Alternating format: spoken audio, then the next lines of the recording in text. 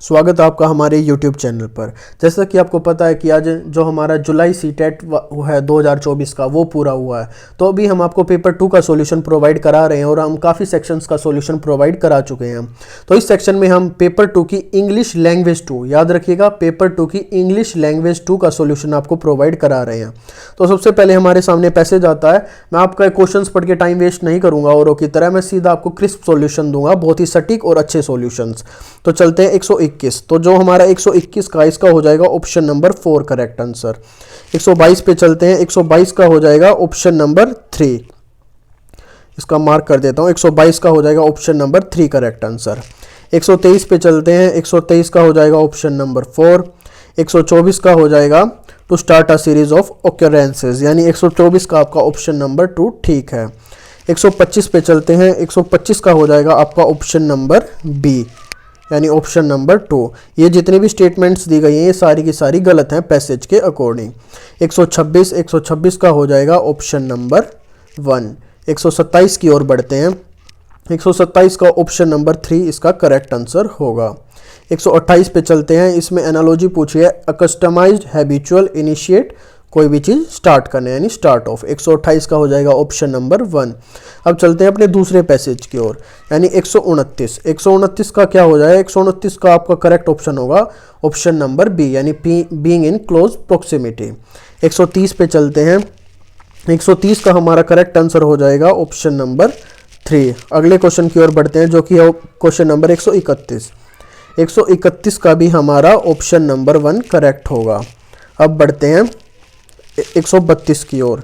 132 में भी वही एनालॉजी पूछी गई है। तो इसमें पूछा गया प्रेशियस, वैल्यूएबल और इंजीनियस, ये होता है इन्वेंटिव।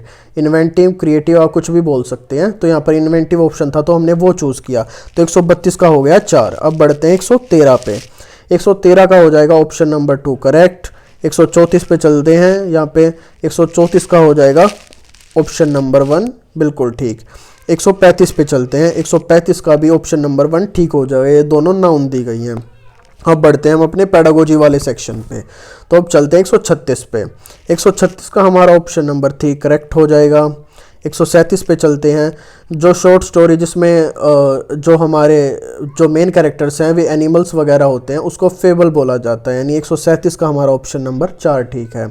अब चलते हैं 138 पे। 138 का ऑप्शन नंबर 1 बिल्कुल ठीक है, यानी both A and B are correct. अब बढ़ते हैं 139 की ओर। 139 का हमारा हो जाएगा ऑप्शन नंबर 1। याद रखिएगा जो मैं टिक लगा रहा हूँ आपको वही आंसर्स मानने हैं, जो ऑलरेडी इस पेपर में मार्क्ड है वो आपको नहीं मानने हैं। अब चलते हैं 140 पे।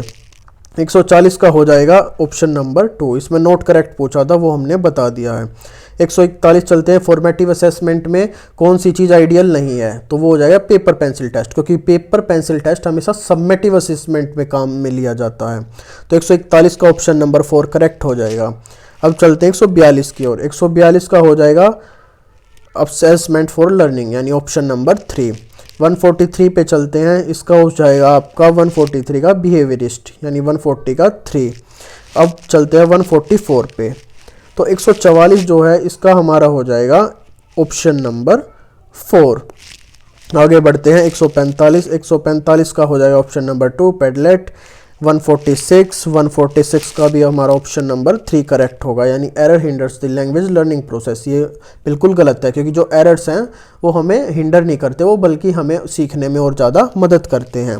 147 का हो जाएगा हमारा ऑप्शन नंबर 1। एक सेकेंड रुकिएगा। हाँ जी, अब आगे बढ़ते हैं। अब एक सेकेंड।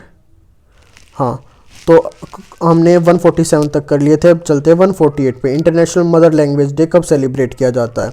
तो 21 फ़रवरी को सेलिब्रेट किया जाता है। तो इसका आंसर हो जाएगा ऑप्शन नंबर 1। अब आ जाएगा 149। इसका हो जाएगा ऑप्शन नंबर 3, यानी इनफॉर्मल। और इस सेक्शन का जो लास्ट क्वेश्चन है हमारा, using everyday objects to teach language is called, तो इसको ये हो जाएगा हमारा ऑप्शन नंबर 3।